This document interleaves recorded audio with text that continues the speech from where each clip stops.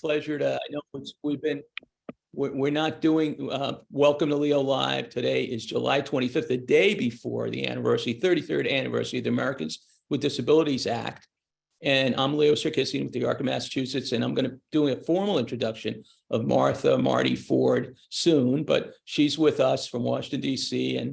or the environs. She's not maybe sitting in Washington, D.C. at the moment, but Marty, I'm going to introduce her fully, but just an unbelievable thought leader, I guess I'll call it. You were quoted as being an opinion developer, I think, or something at one of your honor at the Social Insurance, the Institute for Social Insurance, when they honored you, and you got the Congressman Pepper Award too. I think before that, all those things you were recognized with. And it's funny, when I share her very short intro, I mentioned three things, but the reality is even the whole portable legal work you did across the states, right? That the American Bar Association, the work you did with the American Bar Association. So if you can imagine, there's a lot of laws that are state laws, folks.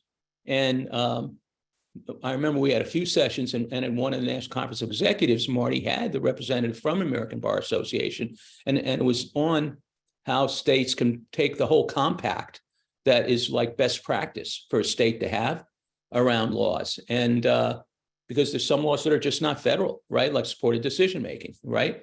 And so it was really eye-opening for me, the compact. And of course, I was told right away, it's not gonna happen in Massachusetts. Let's just try to take pieces of it.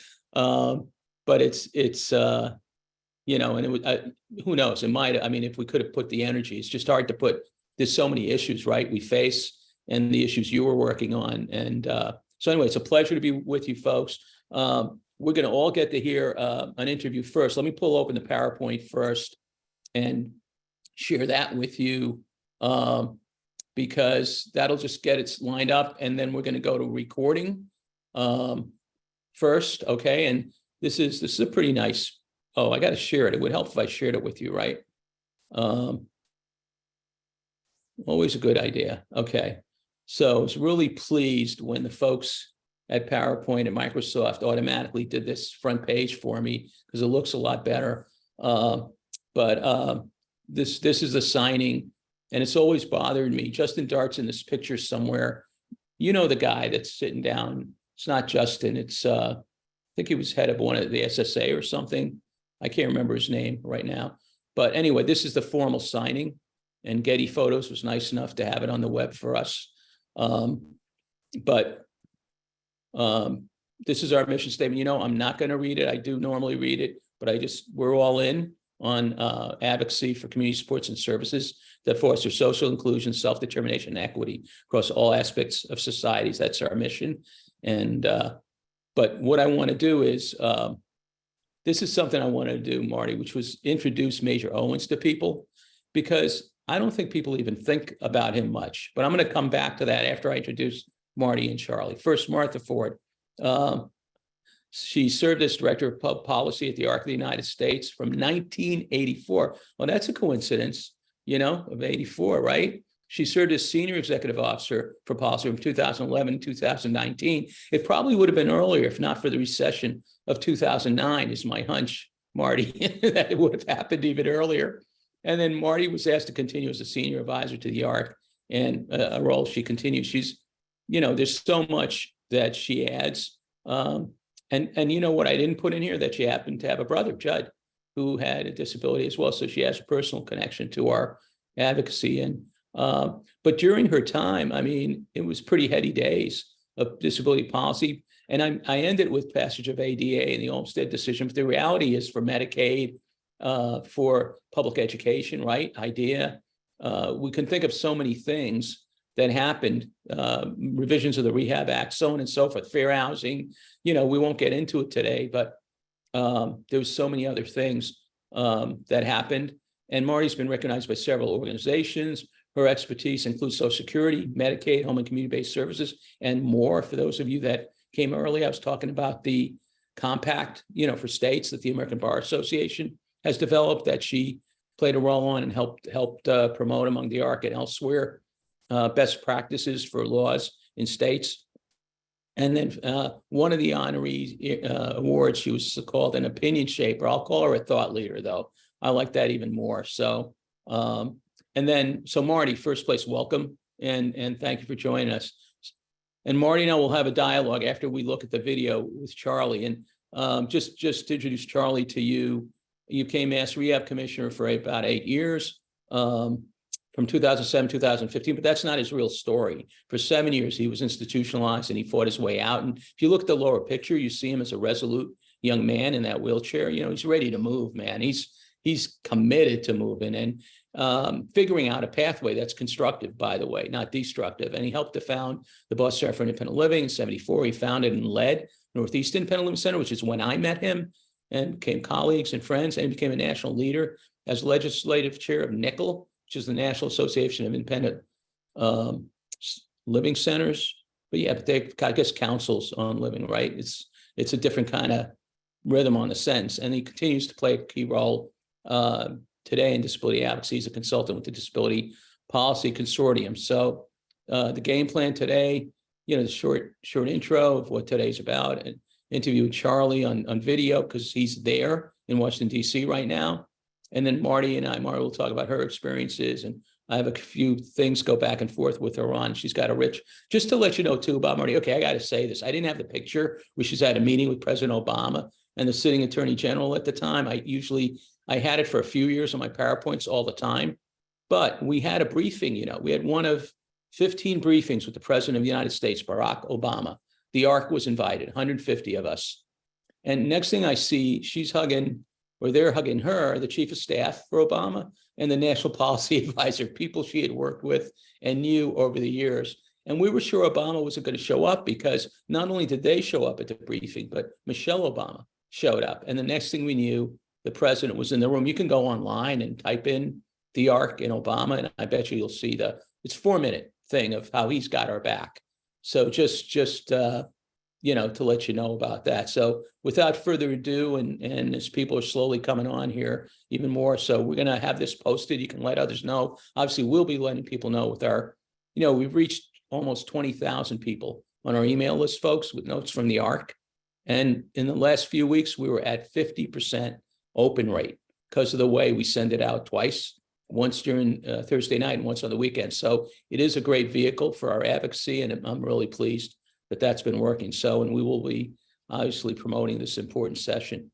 So let me share. This is always what I got to do. I got to go back and touch Charlie's video, and then I can share it properly. But looking forward to the interview, and then Marty and I talking as well. All right, here we go.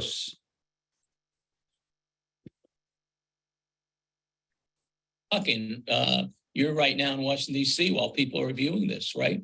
I am. We're celebrating the birthday of the ADA, and I'm back to my old stomping grounds, the National Council for Independent Living. So it was very nice that you reached out, and I can tape this in advance because I am so passionate about the ADA. Yeah, and I know, and it's we've been old colleagues, and I want to tell people, just for those of you that don't know who I'm talking to, it's Charlie Carr, the former commissioner of the Massachusetts Rehabilitation Association. But before that, for decades, an unbelievable advocate for persons with disabilities across the state, across the country. He founded and co-founded the Northeast Independent Living Center. Yep. And you're one of the founders of Boston too, right? BCI, am I right? I wasn't a on paper founder, but I was institutionalized at the time, working on the inside to get out. Charlie, you shared about what happened getting the PCA program going. That's would make a whole other program, by the way, for people to learn from policy change. But then what's happening that gets the whole conversations going and your national efforts? How do you get involved nationally after doing this work? So that's a great question. So when we were successful in getting BCIL started, we also, principally through Fred Fay. Fred, by the way, is a legend. This guy's an amazing quadriplegic guy who is one of my role models now. growing up, and he's since passed, but I just love this guy. And what I loved a lot about him was he would bring young advocates with him to meetings, which not enough of us do these days, to be honest. Right. And I went down to DC, and first trip on a plane, I followed his lead. It was a great memory thinking about it, but it was all about federal funding for independent living centers. Federal funding, because up to this point, it was all Medicaid and state money. So that began the dialogue that led eventually to the national advocacy, because we were successful in '78 in the Rehab Act to get Title VII included. Despite Nixon's veto, we got it. And Title VII earmarks money for independent living centers. And there were 10 piloted centers nationally. One of them was BCIL, Boston. So there was a meeting of all these states in Michigan, and we decided that we needed to have a national voice, one voice for independent living. So the National Council for Independent Living was established in 1982. And I was a founder. I was one of the first group of people that founded it. And that led to a number of legislative opportunities that I had because I chaired the legislative committee of NICL, Yeah. Air Carrier Access Act. By the way, that's nickel. You just said it, very off the cuff. Nickel is the nickname for that national council. Keep going. Yeah. So we saw the Air Carrier Access Act, Fair Housing Act, a number of other pieces of major idea come through that we had an influence on in terms of inclusion and rights to appeal, for example. Right. But what we didn't have was the ADA. And, all of us are watching, had seen, felt and understood the civil rights struggle for African Americans, right? We drew our inspiration from Martin Luther King, from other leaders in that time, John Lewis. And that's what we wanted. We wanted civil rights because we are a large minority who are very poor, who have no voice. And so we decided that we were going to file for civil rights legislation. And if you look at the ADA structurally, you put it side by side with the Civil Rights Act, it's identical. It starts with employment, goes into public accommodation. It's the same law. It's just people with disabilities instead of African Americans. And my job at National Council was to reach out to all the independent living centers and all of our allies and bring consensus, right? Get them to push one voice, one message past the ADA. It wasn't easy, Leo, because, for example, deaf people don't identify as being disabled. Right. Oh, no, we're not going to get Our language, right? It's a separate. we're not going to get, yeah.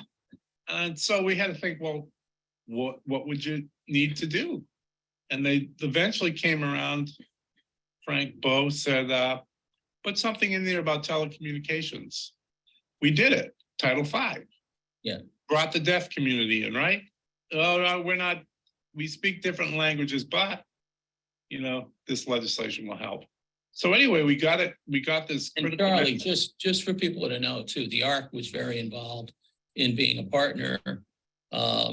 This history of the ARC might have been a little more patronizing because it's a family movement historically.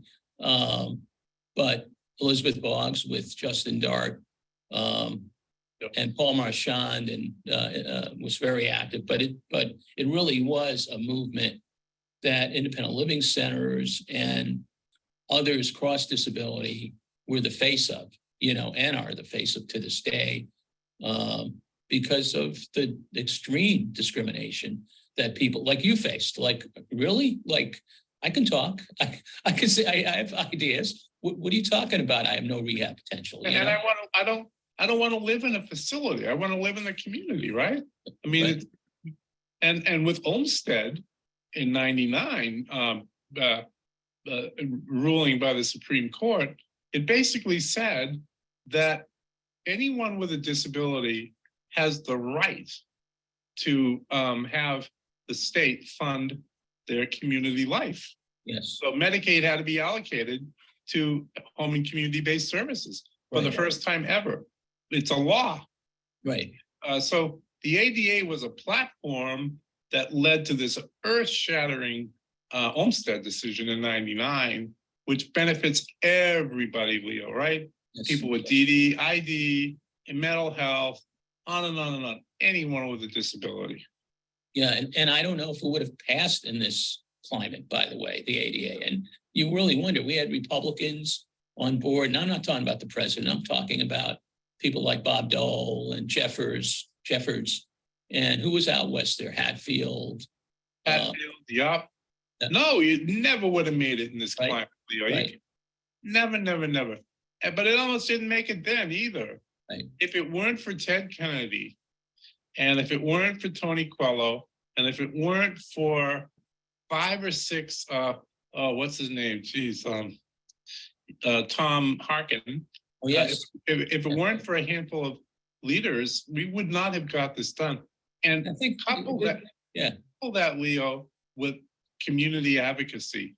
We actually crawled up the Capitol stairs to demonstrate the fact that the Senate wouldn't act on the ADA. I mean, that visual has gone around the world 100 times. Yeah. The Capitol crawl. I mean, we were direct action oriented. We took our cues from the civil rights movement, and we just did it until it passed.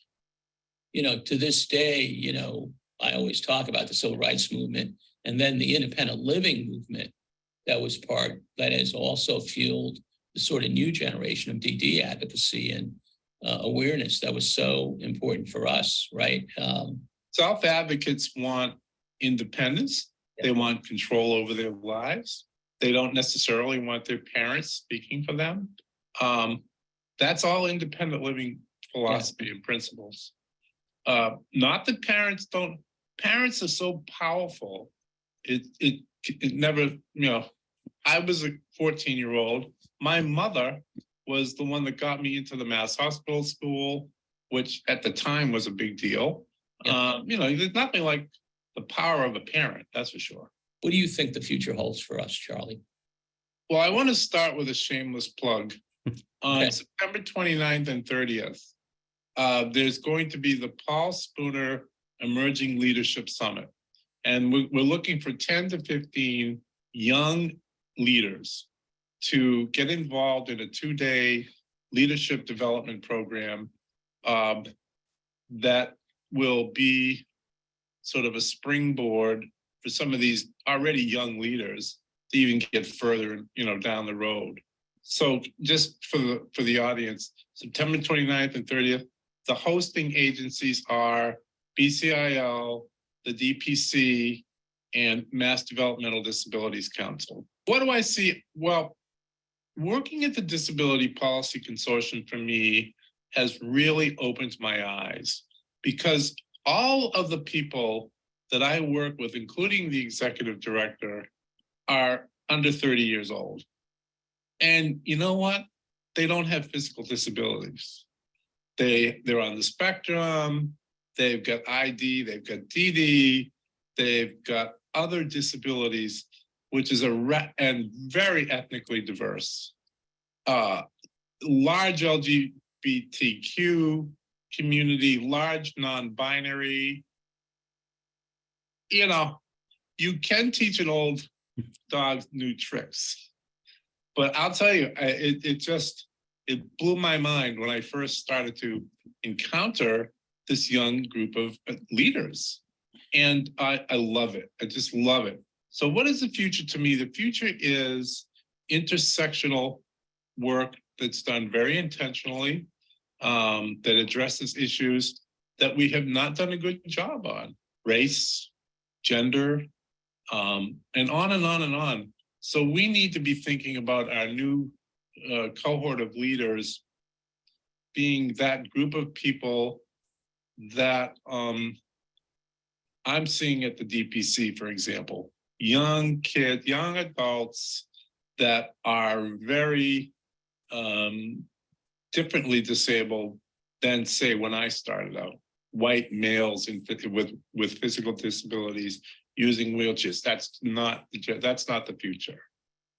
I know for the past 25 years, right? It's the growth of people with mental health conditions coming to BCIL. I know from talking to Bill and people with, circumstances of poverty. It's almost like people in your situation didn't want to identify with, we find this with cerebral palsy. Some people, we were trying to get the law to be broader around developmental disabilities. And we have had trouble getting people who represent certain communities because they don't want to be identified with the disability. And so that's an interesting, it's separate from what you're talking about, but it's an interesting challenge. Yeah, it is a challenge. And I respect people's right to make decisions or not make decisions, but there are benefits to identifying as a person with a disability. Certainly for me, it's a point of pride. I feel very proud that I'm a person with a disability. It doesn't define who I am, but I don't need to hide it either. Yeah. Pretty hard to hide it anyway, but you know what I'm saying. So, yeah. But yeah, so that's the leadership. I could be all wet, but that's my sense of where we need to go to stay alive, to carry the torch, to be relevant, and to hold on to the gains we've made, and to keep pushing the envelope for full equality, because we have the highest unemployment rate. We're the poorest people in this country, in the world. We're locked into cycles of poverty in the benefits programs that we're forced, like SSI. You've got to be poor in order to qualify for Medicaid. So if you want to get into the community and use home and community-based services, you got to take a vow of poverty. It's nuts. And just for people to appreciate that, I mean, I don't think it's like the elephant in the living room. We miss it, even though it's right there in the living room. The reality that the only long-term services game in town is Medicaid. We can make believe there's long-term care insurance, but it's always just enough to get people onto Medicaid, okay? And then obviously, that's it. That's the reality. They used to be 3 years long. Now they're 5 years long. You have to pay whatever per month, $2,000 a month, right? To carry it for whatever, how many years. It's easier to get into a nursing home than it is to live in the community. Right. I mean, the priorities there are just nuts. Yeah, it's messed up stuff. This is, so Charlie, like you gave like a policy goal we just got, which is let's not have people taking about poverty to be able to live in the community with disabilities. Let's find another road, which they tried to do. Ted Kennedy tried to do it some decades. I don't know, it's 20 years ago now, the Class Act. The Class Act would have made a difference. And you know what's bizarre? The Class Act was fought against by Republicans who believe in avoiding entitlements, and Class Act would have made it a non-entitlement. It would have made disability supports long-term as a part of insurance that people have as a part of like your Social Security payment or your Medicare payment. And it would universalize the access. As old leaders like you and I are, I think what we can give this new movement is history. Yes. Here's what we've done, and here's what's worked and what didn't work, and here's unfinished business. And maybe you want to carry that unfinished business into your wheelhouse, and fight that fight, because it's got to change, Leo. We can't live in poverty and cycles of poverty for the rest of our lives. Right. Which is what you have to do. Yeah. If you're going to get service today. Yep. This is great. So look, to you there, you're there right now. I hope you're enjoying your few days in DC. Looking forward to seeing you. Looking forward to good weather too, Leo. Well, I would hope so. Probably be, with your luck, it'll probably be too hot, but hopefully it'll be beautiful weather. A little drizzle maybe to cool down the crowd. But we'll be hearing about it. Thank you, Charlie. Really appreciate it. You're welcome. Thank you, Leo. And I just want to say to all the viewers that Leo's been at this for a long time, and he's a great leader. And this is a wonderful thing that he does monthly and has guests come on. So kudos to you, Leo. Thanks, Charlie. God Take bless. care. All right. Welcome back, folks. Well, Marty, of course, I didn't introduce that you were on the board of the Class Act when I was doing your, if I remember right, am I right? For that almost when really gave it the college try, but Well, yeah, we worked on it for 10 years and then it passed. It was announced in the Medicare bulletin of the following year, coming soon, the Class Act, and then it was repealed. It Yes. became law and then was repealed. And then it was like, okay, we'll start again. We're still working towards it again. Right. But well, let me get you started because again, you were such a pivotal, and the ARC was very involved in that, and obviously in the ADA. And I remember comments at the time. We can't, it's really important for the self-advocates to be at the front, right, of the ADA advocacy. Can you tell us a little bit about what it was like at the time for you and what you remember, what was taking place? okay, thanks, Leo. I want to hit on a couple things in this area. And in case anybody notices my eyes going down, I did take a few notes because there are things I don't want to forget to tell you. For those who are younger in this group of listeners, you may not be aware of what it was like at the time. There was rampant discrimination against people with disabilities. People really had almost no rights. The obvious thing, there were no curb cuts, buildings were not accessible, but there were other things that were not so obvious. Restaurants and other public places could just openly refuse to serve you if they didn't like you, if you looked different, or if you, they said, might disturb other customers. And that happened very often for people with IDD and their families. They were turned away at the door and could not be served, just as a flavor of what it was like to be living in those days. What was very, very important at the time was coalition work, and our coalitions were very, very important. They were the major underpinning of getting this law passed. The Large Disability Coalition, part of it was the Consortium for what was known as Citizens. We've now changed it to, what do we call it? The Large Constituents, Consortium for Constituents with Disabilities. And it was much broader than that. It was a very well-organized, broad cross-disability coalition. It was led from DC, but it involved people all over the country.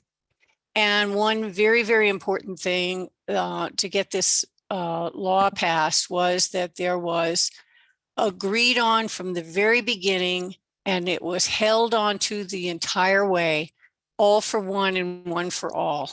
There would be no disability excluded, everyone included, no special deals. And this was very, very hard to hold on to, but everyone was to be covered. And that meant everybody with mental illness, everybody with HIV and AIDS. And we're talking about the late 80s, early 90s when this was going on. That was very, very tricky at the time. HIV and AIDS were still very, very, it was a fearful issue for many people. And it was very risky in terms of whether it would end this effort, but people held on and said, we won't go forward. We're not leaving people behind. And it did hold together. And I think that was very important and a lesson to be learned for future efforts too. And Marty, just to jump in, CCD had Sure. over 100 organizations. I feel like 110 is Yeah. the number you guys had. It was very large Yeah. at the time. Yeah, we did. It's not quite as large right now. Part lots of reasons. People Right. merge, people stop. But yes, it was very large. And then there are organizations who didn't belong to CCD who were also a part of this.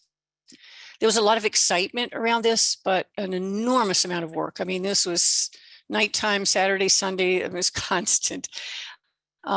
the network was very broad, and the work was divided into teams. There was one chairperson, and there were teams. There was the lobbying team that lobbied Congress and the White House. There was the legislative drafting team. There was the grassroots team. And there were other teams, and there were chairs of each of those teams. There was constant and consistent communication across all of this. And there was work with other big coalitions. The civil rights movement was a part of this, the civil rights organizations, the human services organizations, the religious organizations, others who supported our work. The Methodist building in Washington, which is between the Senate office building and office buildings, I should say, and the Supreme Court, was the place where all the leadership met on a regular basis. Another thing that might be interesting to young folks is that this communication was not internet based. That didn't exist at the time. It was using fax, using telephones, using action alerts, and not cell phones. We didn't have cell phones. Using in-person meetings and demonstrations. When Charlie was talking about the Capitol crawl, I was remembering the number of times we got a phone call to show up at 2 o'clock at the Senate. I forget the name of the Senate basin or whatever they called it, where we were, an impromptu demonstration. Or it appeared to be impromptu, somebody had gotten a permit, that kind of thing. But this was constant, but responding to some effort that needed to be done. Regular communications between the leadership of the effort and the Hill leadership and the White House leadership.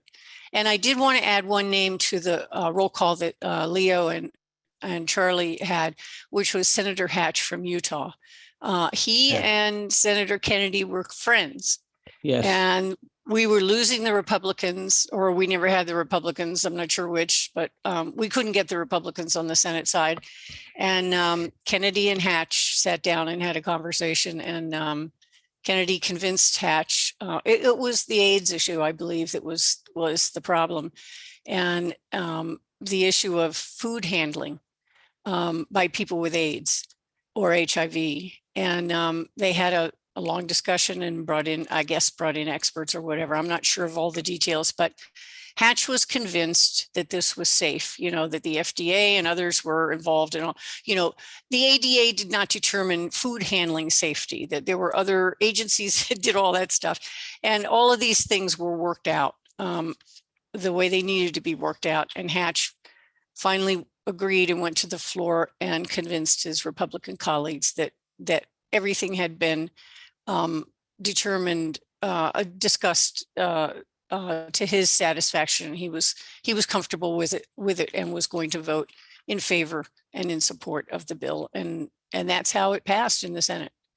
And just looking back to Orrin Hatch, he was pretty conservative, if I recall, versus Chafee or Jeffords, or right. I mean, so that was an important person, right? That they had a relationship, and it had nothing to do, really. I mean, it's the relationship, correct? That relationships make a difference. Yes. In future years, when we had problems with SSI and children who were losing their benefits on SSI, Senator Kennedy's sister, Eunice Shriver, was also very close to Orrin Hatch, and we went in for a meeting with him, and he was horrified by what he was hearing, and they worked together, and we were able to make some arrangements to ensure that the kids who were losing their SSI benefits did not lose their Medicaid benefits. So relationships matter. Building relationships over time is very, very important, despite someone's label as to what political party they're a part of. It's always important to build those relationships over time and maintain them. So that's a side issue. Yeah. Elizabeth Boggs's name showed up in your PowerPoint, and I wanted to raise that in terms of the role of the ARC. Elizabeth was a founder of the ARC back in 1950, and she was the first woman president of the ARC National, and a longtime member of its what we called then Governmental Affairs Committee, and now is Public Policy. But she, with Justin Dart, was a co-chair of the 1988 congressionally appointed Task Force on Rights and Empowerment of People with Disabilities. You had the slide of Major Owens, who had established that, which was considered an important final impetus for pushing the passage of the ADA. What they did was to gather direct stories of from people around the country. I think Justin Dart visited every state in the union to gather stories from people about the discrimination they had experienced, the kinds of things that I talked about early on. And Paul Marchand, who was the director of public policy, our public policy office at the time, and was also the chair of CCD, the Consortium for Constituents with Disabilities, was one of the key leaders of the large coalition that led the charge to pass the ADA. And he was one of those players who was working at night and on weekends and everything else. We actually had somebody from the Disability Rights Education and Defense Fund, you know it as DREDF, who spent a year in our office. She was based in California, but she was one of the key players in the grassroots team. And we had an empty office and a phone and a typewriter, I did not say computer. And Paul said, come sit here, we've got space.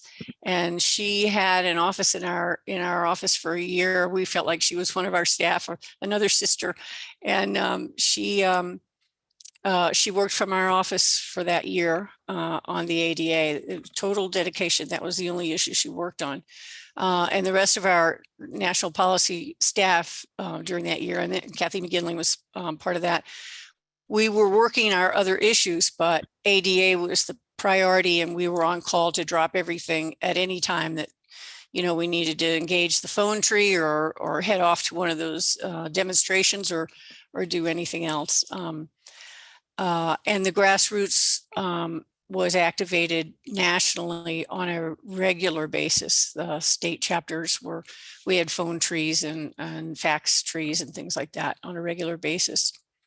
I think you also wanted me. So, yeah, I was just going to say, just on that topic, I'm so glad you, the Major Owen thing, the fact that he was African-American, I think from Queens, New York, where I grew up, but I'm not sure if it was Queens or just, it was in New York, but the whole connection with civil rights, do you think that he was a factor in helping civil rights organizations join in? Because there was, right, a partnership with some of the civil rights organizations on this issue. And then I want to ask you about and I believe Ralph Neese was the director of the LCCR, Leadership Conference on Civil Rights at the time. I think was very closely connected. I believe that was at that time. So no, Ralph Neese. Yeah. I remember when I was doing some research, Ralph Neese's name came up. Okay. Yeah. So. Yeah, I wanted to ask about, I think if you feel like you've covered enough about the role of the ARC and the development passage. And I remember, again, I can remember that day I was with you guys and Paul said something about making sure people with visible disabilities were in the front of this, and that people needed to understand that at the ARC. You know, there's, you know, because obviously Elizabeth didn't reflect that. She would have to bring her son, which she wasn't going to do, right? Or daughter. No, her son. Yeah. And he would not have understood what was going on.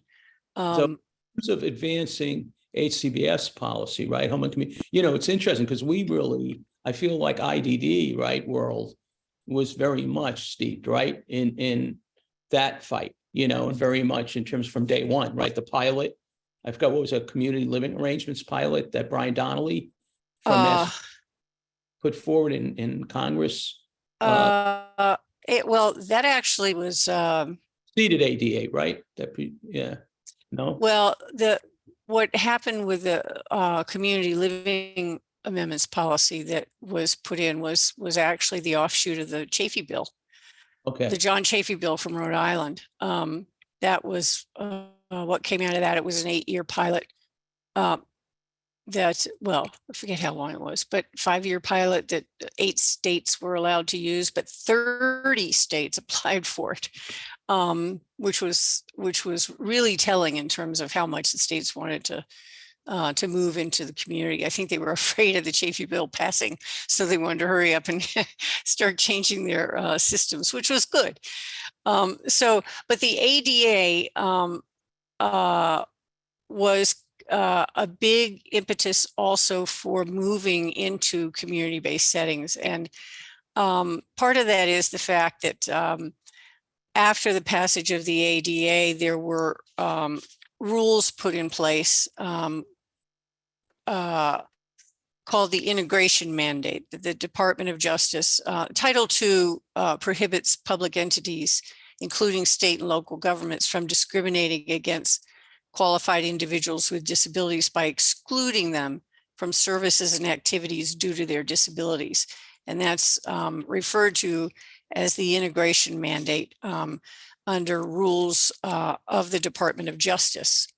And that became part of the basis for the Olmstead decision, which came out in 1999, a Georgia case that on behalf of two women, Lois Curtis and Elaine Wilson. Elaine died earlier than Lois did, and her name is not often associated with it because it was Lois Curtis and Elaine Wilson, and lots of people dropped the second name, but both of them had mental illness and intellectual disability. But the case, it's titled Olmstead because of the director of Human Services in Georgia. That was his last name. And many people say it shouldn't have had his name on it. It should have had the two women's name on it. But anyway, Olmstead is sometimes called the most important civil rights case for people with disabilities decided by the Supreme Court. Because it held that people with disabilities have a qualified right to receive state-funded supports and services in the community rather than in institutions. It established a three-part test that the person's treatment professionals must determine that community supports are appropriate, the person doesn't object to living in the community, and the provision of services would be a reasonable accommodation when balanced with other similarly situated people. I just wanted to point out one other thing about the case. After Olmstead, there were numerous lawsuits that followed that began, and this happens with all big Supreme Court decisions, numerous lawsuits that began to define the contours, the shape of the full impact of that decision. And that happened slowly over time. But it grew faster after 2009 when the Department of Justice decided to make Olmstead a priority of its Civil Rights Division and began to enforce the Supreme Court mandate in the states. And it applied Olmstead to all state and Medicaid funded institutions, including nursing facilities, and also began to apply it to people living in the community who are at risk of living in institutions, and also began in 2014 to apply it to shelter workshops. So Olmstead, based on the ADA, has made significant, has had significant impact on community-based services. So I think that that impact is certainly there for home and community-based services. You know, you're bringing back so much, aren't you? I mean, I think this is so valuable for us from a historical and today and tomorrow point of view. Just the integration mandate, the reminder about that. So easy to forget this, the building, right? And and you brought it up to the present day with the sheltered workshop work and maybe the community pool, possibly. Which is most recent, right? Or just around the same time as the sheltered workshop effort. You know, what do you think? So really, so the impact of ADA in our present advocacy, you sort of already did that, but how about in terms of recent crisis with COVID and what you want to touch on that? Yeah, go ahead. Sounds like I was going to say that that's not over because people still do need to file lawsuits. I mean, the ADA has been around for 33 years, and you still have new businesses creating. You still have new construction that is not accessible. It's absurd. It's unbelievable that people come out of out of architecture school and still design buildings that aren't accessible and have to be retrofit.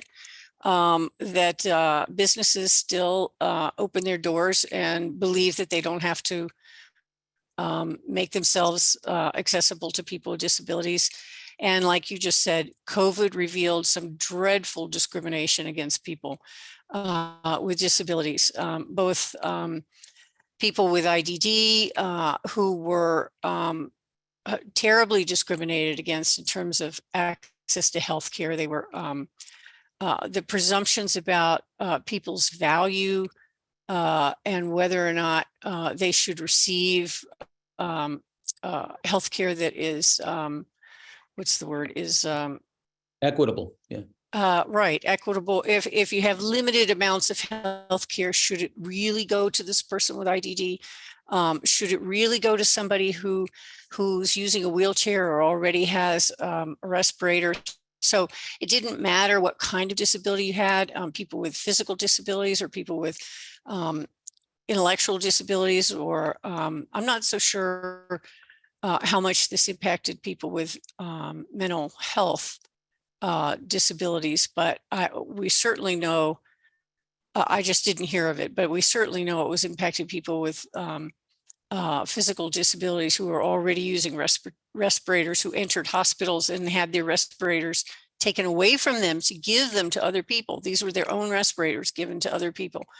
And people with intellectual and developmental disabilities refused healthcare, and people in nursing facilities and residential settings not getting the care they needed. And the ARC did weigh in with litigation in joining with others in doing that and suing states for their discrimination and won those cases. So certainly, even 33 years later, the Americans with Disabilities Act needs a lot of continued enforcement. Diane just said on the chat, yes, Taunton, with new businesses, your comment about them being open without being fully accessible. She said it happens in Taunton, which is southeastern Mass, and I'm sure elsewhere too. It's still happening. I thought maybe we were stricter, but there's a lot of small businesses that can get away with stuff that no one catches them on, right? Yeah, it's a real shame. There are continuing issues in healthcare. It's not as visible as, not having curb cuts or, inaccessible doorways and stairs, but, the healthcare system still doesn't have adequate equipment for people with certain physical impairments, or the, what do you call it? Managed care. Will they allot the time for a doctor to spend with someone who needs more time, who needs to feel comfortable in the setting they're in before you can even begin to ask questions, and the questions will take more time. When you're only allowed a 5 to 10 minute slot with the doctor, there are a lot of issues about accessibility in the healthcare field. So there are a lot of issues there in terms of ongoing. We may be getting deeper because these aren't so obvious, but they have major impact in people's lives. So you sort of answered this last question in a way by saying we should probably have more legal action to get the world, Yeah. leveraging the ADA effectively, sort of a rhetorical question. Well, Can we do, however you want to answer that. Yeah, I think we need to continue using the ADA as a lens to view those issues, but also to view whether people's rights are being protected and promoted and respected. In addition to taking action, we at the national office are putting new emphasis in every area on AEI, access, equity, and inclusion. Looking at our own practices, our committees, our boards, our everything that we do, our policies, and making sure that we are cover, including AEI throughout, infusing it. Charlie's comment on young leaders and, what do we have to offer? Where are they going? What would they like? I've heard many people that I work with in Washington refer to disability justice rather than disability rights, and not necessarily always in a nice way. When they talk about, oh, you leaders in the disability rights field, it's all, all that right stuff is old, that's all, it's just very narrow. And they say disability justice is more broad. So I've spent some time on the internet looking at what is disability justice versus disability rights. And actually there's some very interesting information out there about disability justice and how it's defined and principles. You can find 10 principles of disability justice, which includes some of the things that we're examining ourselves for, all of us in coalitions and everything else: intersectionality, commitment to cross movement organization. I'll say that we've been doing that for ages. Collective access and other things like that. But there was one person's essay. It wasn't a series of principles. It was an essay that I thought was very interesting, when she talked about going beyond rights to include restoration for the individual and transformation of systems that created the problems. And I think that was a thoughtful way of looking at disability justice in that way. And I think it's also something that we in the ARC have always done. We didn't craft it using the word disability justice, but I don't think we've ever said, okay, you have all your rights. You have your rights to education. You have your rights to deinstitutionalization. You have your rights to employment. And then said, we're done. No, I think that we have always then tried to restore to the individual, if you have your right to get out of that institution, let's try to get what you need in the community. What will make your life work outside of that institution in the community? We've never said, let's dump people out. Let's instead make sure people have what will make life work. And then transformation of systems. We're not going to let the states and the federal government off the hook for this disaster that has been created for many people's lives, but we want complete transformation of community services, of those institutional services that created these problems, and establish community-based services and systems that support people in the way they want to be supported. So I think we do have a good foundation of disability justice if you think of it in that way. What we have to ensure is that we are being truly inclusive and representative of all the aspects of people's, that intersectionality, and looking at it from all the perspectives of the various viewpoints that need to be addressed. And I think that's something that all of us need to be more careful with and more deliberate in, as Charlie was saying. Well, those are my thoughts. Yeah, your transformation point that you and restoration point, both do resonate with me, and going from institution to HCBS, right? And how that was transformative. It wasn't just, and it wasn't, people would say equal or better. We don't want equal, we want better. It's like hard to us that would be fighting from the state school side, right? The old, they would like equal. Yeah, I don't think that's the question. The question is, let's make it better, and then the third thing now today in this crisis, we've been pushing sports packages before COVID, another transformative piece. And SDM, supported decision-making, is a transformative piece. So no, I'm so proud of, again, I wanted you on here for sure, because I do think the ARC, I made that comment to Charlie about patronizing. I wasn't really talking about the ARC as a whole. I was talking about what can happen with parents, not intentionally, but we can sometimes speak for our children. I know I've done that with my kids, but it's really important to listen to our children, let them start.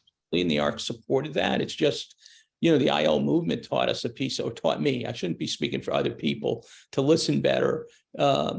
And I think, you know, the things you're hitting, I mean, it just is so impressive. And I'm going to look up those 10 principles for sure that you just pointed out. And anybody want to ask Marty something? We only have a couple of minutes, but I think really great presentation. I loved having, you know, and by the way, I do have another piece of Charlie's interview about his life and how he advocated the institution, which we'll play at a different time. And you might have seen it already, Marty, because I shared it with you. But I said, hold on, I'm going to send you the piece for today. But I thought it was what a full presentation today, because we heard it from a specific perspective, and then you brought it from the broad, you know, the CCD and the broad perspective of what was going on. That included Nickel and included, you know, obviously Charlie's great work as well.